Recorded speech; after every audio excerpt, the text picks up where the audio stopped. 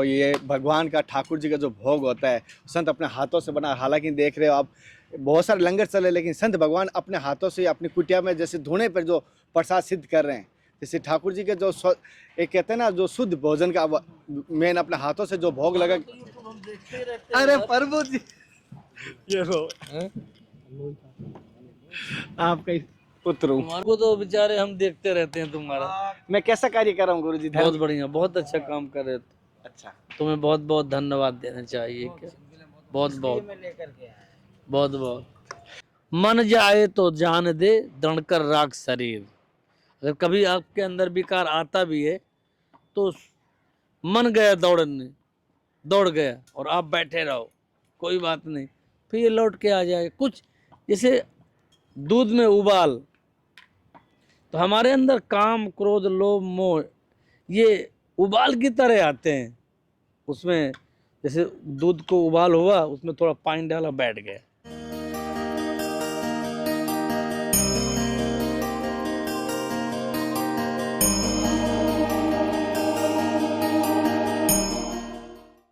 साथियों, जैसे कि प्रयागराज महाकुंभ 2025 के सभी संतों के दर्शन करवा रहा हूं और ये गुरु कृपा और हरि कृपा से हो रहे, और मैं तो निमित्त मात्र हूं।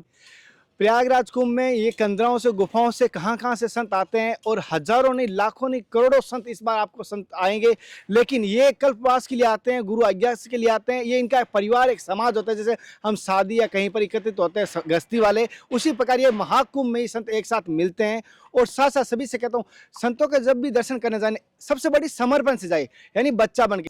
कहते हैं ना प्रयाग कुंभ में बहुत सारे भगवान आते हैं संतों के रूप में, इसीलिए आते हैं वो संतों के दर्शन के उद्देश्य से, क्योंकि वहाँ स्वर्ग में होते हुए संतों के दर्शन के उद्देश्य से ये प्रयाग में ईश्वर आते हैं, कहीं ना कहीं मनुष्य के रूप धारण करके, कहीं संतों के रूप, कभी बच्चों के रूप, कभी फक्कड़ के रूप में, कभी पागल के रूप में वो ईश्वर आते हैं संतों के दर्शन के लिए। गुरु जी, मेरी तरफ से समस्त भक्तों की तरफ से आपके चरणों में साक्षात दंडवत प्रणाम। गुरु जी, जैसे सभी संतों का गुरुजनों का दिया हुआ, आपका शुभ नाम क्या है? मेरा नाम गुरु महाराज का दिया हुआ स्वामी शांतानंद सरस्वती। अच्छा, और चार मड़ी जूना काड़ा। अच्छा, अभी आपको श्री महंत भी बनाए गए हैं? हाँ, श्री महंत बनेंगे, अभी इस पद मिलेगा अभी इस बार। हाँ। ये सुना था हमने, बड़ी खुशी हुई, तो मैंने कहा गुरु जी के महाराज के दर्शन भी करते हैं, बाद में पद मिलने के बाद कभी एकता संभव नहीं। हाँ, मिलेंगे। गुरु जी, जैसे आप प्रयागराज कुंभ आए, हर संत का अलग अलग उद्देश्य होता है, हर संत की अलग अलग इच्छाएं होती है, तो जैसे आपके दर्शन कुंभ आना, क्या ऐसा उद्देश्य लेके आए थे? क्या उद्देश्य अपनी इच्छा रखी हो? अभी कुंभ आने का उद्देश्य आपका क्या है? ये एक संतों का सम्मेलन है कुंभ जी। क्या वो ये आदि काल से जो अपना ये परंपरा है, संतों का परंपरा है आदि काल से, कि यहाँ जब समुद्र मंथन हुआ था तो उस समय जो अमृत कलश आया था, तो काकभूषुंड जी ने अमृत कलश को, उसमें भगवान का मोहिनी अवतार भी हुआ था, तो जो असुर थे और देवता थे, तो भगवान ने असुरों को तो मदरा दे दिया और जो देवताओं को सबको अमृत पिलाया। तो जैसे भगवान मोहिनी रूप धारण करके कलश को लेके दौड़े, तो ये चार जगह रखा, प्रयागराज, इलाहाबाद, नासिक और उज्जैन। तो चारों जगह अमृत झलका, जहाँ जहाँ अमृत झलका है उसका, तो जो गृह नक्षत्र में उस समय आया था ये, जहाँ पर झलका था, तो ऐसा कहते हैं कि जब ये कुंभ होता है तो उसमें अमृत वर्षा होती है। अच्छा, उसी दिन। हाँ। अब जो स्याही स्नान होगा, अब जैसे 3 स्नान है, मकर संक्रांति, और इसके बाद 29 मौनी अमावस 29 जनवरी और 3 फरवरी बसंत पंचमी। मुख्य 4 है इस बार, ऐसे 6 भी है ना? हाँ, मुख्य 4 स्नान है, ये 6। 3 संतों के 3 स्नान है स्याहियों के। तीन ही स्नान है। फिर जैसे महाराज जी ने एक बड़ी बात कही है, यहाँ पर प्रयागराज में जो देवता रूपी होते हैं मनुष्य, वो तो गंगा में स्नान करेंगे, पूजा पाठ करेंगे, जो दैत्य के रूप में वो मदिरा पान करेंगे। एक इसको ज्ञान की बात समझना चाहिए, जो मदिरा पान कर रहा है वो अपना स्वयं का भी नाश कर रहा है, अपने कुल का नाश कर रहा है, अपने परिवार का नाश कर रहा है और अपने जीवन का भी नाश कर रहा है। इसलिए इस चीज़ों को मैं अभी बीच में याद इसलिए दिलाता हूँ, मैं सभी से कहता हूँ प्लीज़ नशा ना बढ़ाएं। महाराज एक चीज़ आपसे जानना चाहता हूँ, जैसे बहुत सारा भी भाई आपको सुन रहे हैं और बहुत सारे भी भक्त भी आए हैं, बहुत सारे संत भी यहाँ पर हमारे बीच में हैं, तो आप सबको क्या मार्ग बताते हैं जीवन के कल्याण के लिए? तो जीवन का कल्याण का मार्ग तो परमात्मा की भक्ति है। ये जो मनुष्य देही मिली, जो मनुष्य जीवन मिला है, ये भगवत भक्ति और ईश्वर प्राप्ति के लिए मिला है। अच्छा। हाँ, मनुष्य जीवन का पहला लक्ष्य है। तो यहाँ पे जो जगह जगह संत अपना सत्संग करते हैं, प्रवचन करते हैं कि भैया ये मनुष्य देह पा करके इस जीवन का उद्धार और इस जीवन का कल्याण करना है। हाँ, तो मनुष्य देह का यही है कि यहाँ आकर के भगवत कीर्तन सुनो, भगवत सत्संग करो और भगवान का नाम जाप करो।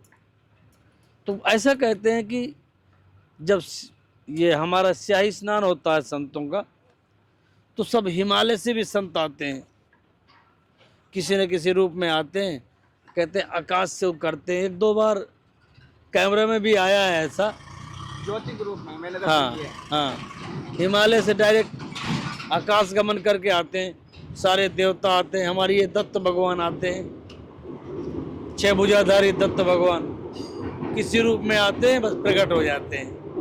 जैसे महाराज जी ने बताया दत्त भगवान ये अनसुया के पुत्र है, मैंने पिछली बार आप इनके बारे में, इनके जीवन के बारे में बताया, किस प्रकार इनकी लीला हुई, किस प्रकार तीनों देवता इनकी परीक्षा लेके आए थे माँ की, और फिर किस प्रकार इन्हें बच्चा बनाया गया, इसके बारे में पूरा आपको सत्संग दिया दत्त भगवान के। और उनकी गुरु स्थान के आबू रोड के गुरु शिखर के बारे में बताया था, कहाँ पर इन्होंने किस प्रकार अवधूत गीता का ज्ञान दिया था, इसके बारे में मैंने विस्तार से लाया हूँ। क्योंकि राजस्थान के सिरोही जिले में आबू स्थान है, वहाँ गुरु शिखर है, वहाँ पे गुरु गीता का ज्ञान इन्होंने वहाँ पर दिया था, ये मैंने सुना। और एक वहाँ पर भगवान ने गुजरात में अपना है, वहाँ भी गुरु शिखर है, हाँ चरण पादुका, वहाँ गुरु जी ने तप किया था। हाँ, वो तो मैं कहता हूँ गिरनार की यात्रा करे और चरण पादुका का दर्शन ना करे, वो अधूरी यात्रा मानी जाती है। आज के देश के हालात देखिए, आज की सोशल मीडिया भी चला है, बहुत समाज बदला है, तो इस समाज के हालात को देख के आपका क्या कहना है? क्योंकि आपके पास बहुत सारे भक्त आते हैं, अपनी बातें बताते हैं, देश की बातें बताते हैं, तो आप ध्यान देते होंगे, कभी कभी सुना होगा, तो क्या कहेंगे? हाँ, तो यही कहा जाएगा कि धीरे धीरे जैसे हमारी पहले ये हमारे देश को थोड़ा सा खराब करने वाली ये तो एक फिल्म मीडिया थी, जो फिल्म मीडिया जिन्होंने फिल्में बनाया, तो वो हमारे संस्कृत को खराब किया। इसलिए निवेदन है, अब इसके बारे में भी जैसे अपनी सरकारें हैं उनसे बातचीत की जाएगी कि धीरे धीरे जो ये फिल्म मीडिया गलत बढ़ी है, इसमें बच्चे गलत देख रहे हैं, ये बच्चे बिगड़ रहे हैं, तो इनको समझाया जाए कि सब गंदी चीज़ें हैं, ये जीवन को हमारे पतन करती हैं। तो धीरे धीरे इनको रोका जाए, कम किया जाए, और जो जीवन का असली मार्ग है, सनातन मार्ग है, ये जीवन का उद्देश्य है कि हम आकर के भगवत भक्ति करें, भगवत आराधना करें। अरे न जाने कैसे बड़े भाग्य में ये मनुष्य देह मिली है, और इसको पा करके अगर हम इस बॉडी से दारू पीते हैं, मांस मदरा, हमारी इस बॉडी से कुकर्म, तो पता नहीं आगे क्या मनुष्य जीवन मिलेगा या नहीं मिलेगा। गुरु जी, आप बच्चापन से संत बने, गृहस्थ का पालन किया था? नहीं, बच्चन पर। क्या उम्र थी उस समय? हमारी 14 साल उम्र थी। 14 साल की उम्र में बाद में सर एक गुरुजी जैसे एक यौवन अवस्था आती है, उस समय ब्रह्मचार्य बहुत कंट्रोल करना भारी पड़ता है। तो एक चीज़ जानना चाहता हूँ, आपने उस मार्ग को अपनाया है, तो आपने उस चीज़ को कंट्रोल भी किया है, तो किस प्रकार आपका ब्रह्मचार्य अखंड रखा आपने? मैं ये जानना, ये हमारे लिए गृहस्थों के लिए बड़ा वरदान रहेगा। ये क्या है कि ये सब खान पीन में होना चाहिए, जैसे ज़्यादा तेज मिर्च मसाला नहीं खाना है, तली हुई चीज़ें नहीं खाना है, क्या सात्विक आहार करना है, थोड़ा सा भोजन करना है, क्या है अच्छा, उतना ही, क्या जैसे लहसुन नहीं, प्याज नहीं, मसाले नहीं, क्या सात्विक अपना 2 चपाती, क्या थोड़ा सा कुछ भी अपना सादी सब्जी क्या, अच्छा। हाँ, इसको अल्पाहार करना है और चिंतन भगवत चिंतन करना है। ये तो ये मन का विकार है ना। मन में थोड़ा अगर विकार आता है तो भगवत चिंतन करने लग जाओ, भगवान आराधना करने लग जाओ, कीर्तन करने लग जाओ तो चला जाता है। गुरुजी कहना नहीं चाहिए एक हमारे, हालांकि मैं आपसे मार्गदर्शन ले रहा हूँ, कभी कभी पुरुष के सामने एक स्त्री स्वरूप आता है तो अंदर से कभी कभी एक ऐसे विकार पैदा हो जाते हैं, जैसे कहना नहीं चाहिए आंखों का अपना कर्म करती है, कभी कभी हो जाता है, तो उस विकारों को आप कैसे कंट्रोल करते हो? क्या कभी ऐसा विकार किसी के भी आ सकता है या किसी के नहीं आ सकता? देखो है, मन जाए तो जान दे, दृढ़कर राख शरीर। अगर कभी आपके अंदर विकार आता भी है तो मन गया दौड़ने, दौड़ गया और आप बैठे रहो, कोई बात नहीं, फिर ये लौट के आ जाएगा। कुछ जैसे दूध में उबाल, तो हमारे अंदर काम क्रोध लोभ मोह ये उबाल की तरह आते हैं। उसमें जैसे दूध को उबाल हुआ, उसमें थोड़ा पानी डाला, बैठ गया। ऐसे ही हमारे अंदर विकार अगर आते हैं, उसमें ज्ञान का प्रकाश डाला, अरे अरे मन क्यों तो नाश्वर चीजों के लिए दौड़ रहा है, तो धीरे धीरे वो बैठ जाएगा। अच्छा। हाँ, महाराज ने बड़ी अच्छी बात बताई, ब्रह्मचारी को कंट्रोल करने, अपने इंद्रियों को कंट्रोल करने का बड़ा अच्छा मार्ग बताया। गुरुजी जैसे एक चीज़ पूछ रहा था, जैसे समाज में दो चीज़ होती है, एक गलत चीज़ों को बढ़ावा मिलेगा, आध्यात्मिक को बढ़ावा नहीं मिल रहा है अभी। जैसे अगर कोई चीज़ एक तरफ तो समझ लो आध्यात्मिक सत्संग है जैसे अभी चल रही है, और एक टीवी में अगर वो गलत चीज़ें चल रही है, मतलब डांस प्रोग्राम, तो उसको बढ़ावा मिला, नाच गानों को, और सत्संग को बढ़ावा नहीं मिला। आप बताओ दोनों में से किसको ज़्यादा बढ़ावा मिलेगा आज के समाज में?